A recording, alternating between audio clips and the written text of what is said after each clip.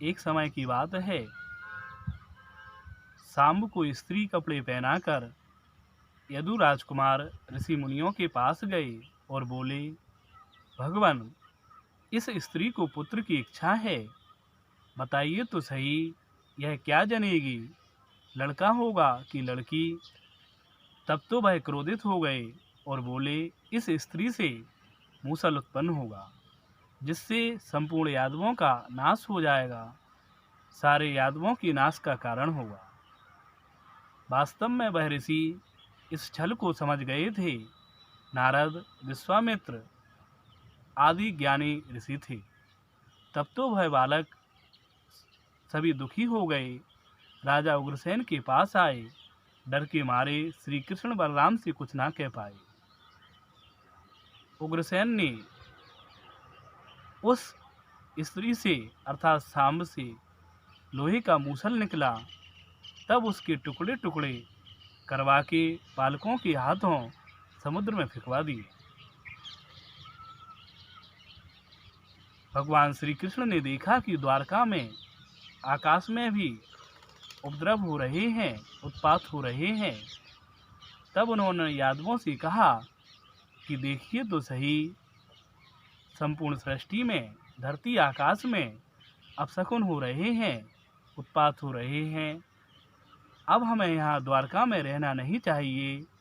चलो हम लोग प्रवास क्षेत्र को चलें और इन उपद्रवों की शांति के लिए देवताओं का पूजन करें। तब सभी ने श्री कृष्ण की बात मान ली।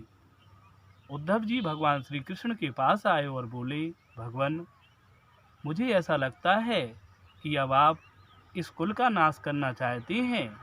भगवान, मेरे लिए क्या आज्ञा है। तब श्री कृष्ण ने मुस्कुराकर कहा, सखे, अब तुम गंधमादन पर स्थित नरनारायण के आश्रम बद्रिका वन को चले जाओ। मेरे द्वारा उपदेशित भागवत धर्म का आश्रय लो, मुझ में मन लगाओ। सर्दी, गर्मी, सुख दुख आदि अवस्थाओं को समान समझो। इस प्रकार अंत में तुम मेरे स्वरूप को प्राप्त हो जाओगे। सो श्री कृष्ण से आज्ञा ले उद्धव जी बद्रिका वन को चले गए। अब श्री कृष्ण की इच्छानुसार सभी यादव रथों पर आरूढ़ हो अश्व, हाथी, ऊंट इन सब पर आरूढ़ होकर वह सब लोग प्रवास क्षेत्र में आ गए। स्नान पूजन किया, परंतु उनकी बुद्धि बिगड़ गई। वह मदिरा पान करने लगे। भोजन को लेकर विवाद हो गया। कोई कह रहा था कि तेरा भोजन खराब है, मेरा अच्छा है।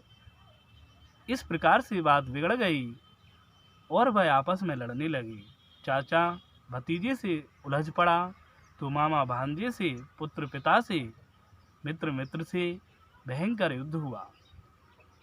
अनेकों यादव मारे गए। जब शस्त्र अस्त्र सब नष्ट हो गए, तब जो लोहे के कण थे वह एरका घास के रूप में समुद्र के तट पर उत्पन्न हो गए थे। सो उस एरका घास को उखाड़ उखाड़ कर आपस में एक दूसरे पर प्रहार करने लगे। श्री कृष्ण अर्जुन ने बहुत समझाया पर ना माने, उन पर भी आक्रमण हुआ। सो भगवान श्री कृष्ण और बलराम जी ने भी एरका घास को उखाड़ा और प्रहार करने लगे। वह घास वज्र के समान कठोर हो जाती और भीषण रक्तपात करती। देखते ही देखते सारे यादव नष्ट हो गए। दारुक, श्री कृष्ण बलराम बच गए। दारुक ने देखा कि भगवान श्री कृष्ण के रथ, ध्वजा, पताका, शंख, चक्र, गदा आदि आयुध सबके सब देखते ही देखते स्वधाम को चले गए। भगवान श्री कृष्ण और दारुक ने देखा कि बलराम जी एक वृक्ष के तले बैठे हैं। उनके मुख से बड़ा भारी सांप निकल रहा है।